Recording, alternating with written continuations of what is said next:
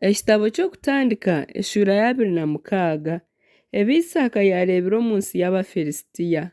Omu biro ebyo hakateera endiijo njara etara eyatiire omu biro bya Aburahamu. Isaaka yaza Gerari owa Abimeleki omugabe w'Abafilisitiya. Mukama yayiyoreka Isaaka yamugira ati otashuma Misiri ogume omu nsi ei naaza kukugambira obe niyo washuhukiramu nanye ndyaguma niiwe nk'omugisha ahabw'okuba iwe n'oruzaaro rwawe ndyabaha ensi ezi zoona mpamya endahiro ei naarahiire sho Aburahamu. Kandi ndyakanyisa oruzaaro rwawe rube nk'enyonyozi z'omu iguru nduhe ezi nsi zoona kandi omuri rwo amahanga goona g'omu nsi nimwo gariheerwe omugisha ahabw'okuba Aburahamu akanyorobera yahurira ebi namwehanangiririize n'ebi namuragiire n'ebi naatiireho n'ebiragiro byangye. Isaaka yatuura Gerari abantu bayo bamubuuza eby'omukazi we yabagarukamu ati ni munyanyazi ahakuba akatiina kugira ati n'omukazi wangye. Yateekateeka ngu abashaija b'omuri ogwo mwanya nibaija kumwitazira Rebeka ahakuba akari murungi munonga orikureebwa. Bwanyuma ku yamazireyo ebiro bingi Abimeleki omugabe w'Abafilisitiya yayozya amaisho omu dirisa yareeba Isaaka naazaana n'omukazi we Rebeka. Abimeleki yayeta Isaaka yamugira ati buzimazima n'omukazi waawe ahankyogizire oti ni munyanyazi. Isaaka yamugarukamu ati ahakuba nteekateekire ngu ninyija kwitwa ahabwe. Abimeleki yagira ati mbwenu sheekyo otukozire ki? Obundi kikaarahukira omwe aha bashaija bangye kubyama n'omukazi waawe atakimanyire haza obwo niwe waakubiire otureetiire orubanja. Nahabwekyo Abimeleki yayehanangiriza abantu be boona naagira ati orikora aha mushaija ogu nari aha mukazi we buzimazima ryitwa. Isaaka yahinga omu nsi egyo omwaka ogwo yasharuura ebirikukira ebi yabiire emirundi 100 Mukama yamuha omugisha. Yaaba omushaija omutungi yaguma nayeyongyera kutunga okwisi obu yabiire omutungi rugambwa yagira itungo ringi ry'amasyo g'entaama n'ag'ente n'ebyomuka bingi.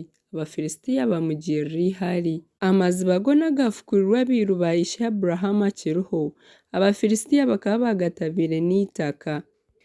Abimeleki yagira Isaaka ati turugyemu ogyende ahabw'okuba nootukiza munonga amaani. Isaaka yarugayo yagomberera omu ruhita rwa Gerari yatuurayo. Isaaka yagaruka yigura amaziba agafukwirwe omu biro bya Aburahamu ishe ahakuba Abafilisitiya bakaba bagatabiire bwanyuma y'okufa kwa Aburahamu yageeta amaziina agu ishe yabiire ageesire.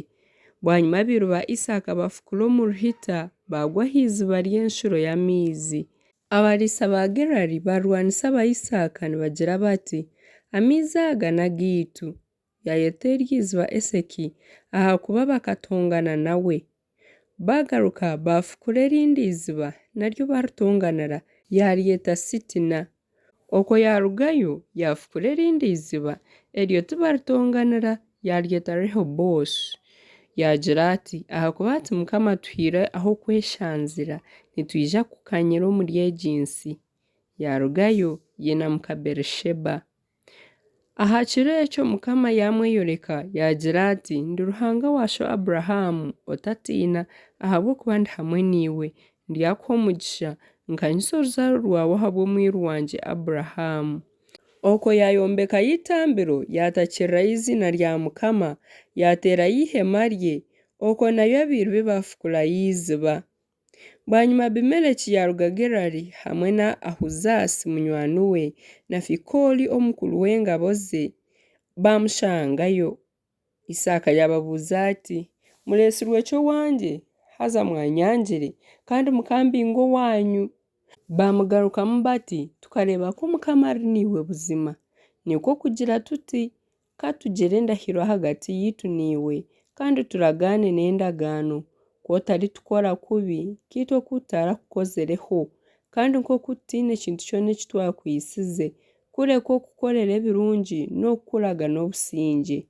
Mbwenu ori omuntu w'Omukama ahiire omugisha. Bwanyuma Isaaka yabateekera obugyenyi barya banywa bimuka nibutagurukana barahirana na Isaaka yabaraga bamurugaho n'obusingye. Ah'izooba eryo biru ba Isaaka biija bamugambira eby'izooba eri bafukwire nibagira bati tufumukire aha maizi. Yaryeta Shiba nikyo rwo rurembo rwayetirwe Berisheba n'okusya ati. Esaawu ku yahikize emyaka 40 yashwera Yudesi muhara wa Beeri Omuhiti na Besemasi muhara wa Eroni Omuhiti. Abo bakazi bagwisa kubi Isaaka na Rebeka.